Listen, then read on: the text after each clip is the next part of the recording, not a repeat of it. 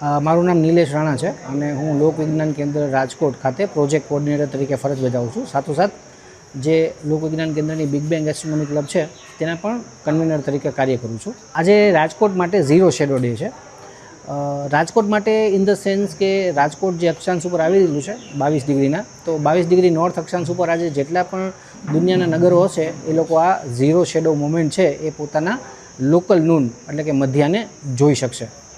Actually કેવું છે કે સામાન્ય રીતે આપણે એવું માનતા હોય કે દરરોજ બપોરે 12 વાગ્યે સૂર્ય માથા ઉપર આવતો હોય છે, પણ એવું નથી હોતું. રાજકોટની જો વાત કરીએ તો રાજકોટમાં બરાબર મધ્યાહન માટે થોડી સેકન્ડો માટે સૂર્ય માથા ઉપર આવે એવું માત્ર 2-3 જૂન અને 9-10 જુલાઈના જ બને છે.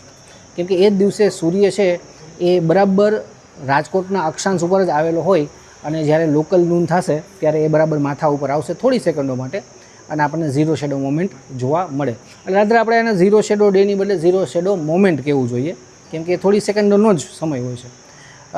બીજું એ કે નૂનની આપણે વાત કરીએ તો પણ એ 12 વાગે નથી થતું. આજે આપણે જોયું કે 12:40 12:41 આસપાસ થયું. તો એવું એટલા માટે છે કેમ કે આપણી ઘડિયાળ છે જે 12 વાગ્યાનો સમય છે એ IST છે, ઇન્ડિયન સ્ટાન્ડર્ડ ટાઈમ છે, કે જે 82.5 એટલે અલ્હાબાદ અથવા તો અત્યારે જે નવું નામ છે પ્રયાગરાજ, તો એ પ્રયાગરાજના જે રેખાંશ છે એનું જે લોન્જિટ્યૂડ છે એ પ્રમાણે આપણો ટાઈમ ડિફાઇન થાય છે. જ્યારે રાજકોટનો લોન્જિટ્યૂડ છે એ 70 ડિગ્રી ઈસ્ટ છે, પ્રયાગરાજ છે એ 82.5 ડિગ્રી ઈસ્ટ છે. તો આખા ભારતનો સમય 82.5 પ્રમાણે છે.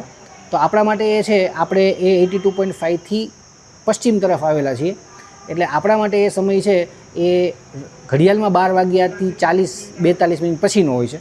જો આપણે આ પ્રયોગ કલકત્તામાં કરતા હોઈએ તો એ લગભગ 11:44 કે 11:45 જેવો સમય થાય.